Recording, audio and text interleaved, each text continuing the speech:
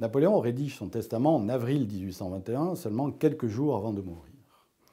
En raison de son état de santé, cette rédaction est longue et éprouvante pour lui.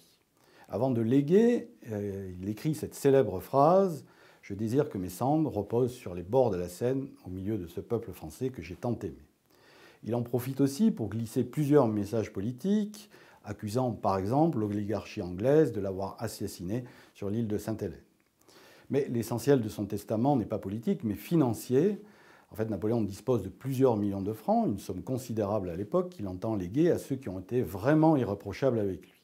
Parmi ceux-ci, il y a d'abord ses compagnons d'exil, ceux qui l'ont accompagné jusqu'au bout à Sainte-Hélène, notamment le général de Montholon, qui reçoit la somme extraordinaire de 2 millions de francs.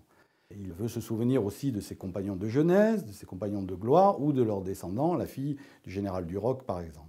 Au total, près de 70 personnes sont ainsi nommément désignées dans ce testament. Il veut se souvenir aussi des villes qui ont souffert de l'invasion en 1814 et plus généralement de ces soldats de la Grande Armée à qui il réserve également plusieurs millions. À sa famille, à ses frères, à ses sœurs, mais aussi à sa mère, il ne lègue presque rien, quelques objets. L'essentiel de ces objets de prestige, de gloire, il les réserve à son fils, l'Aiglon, mais celui-ci étant retenu à Vienne, il ne recevra jamais rien.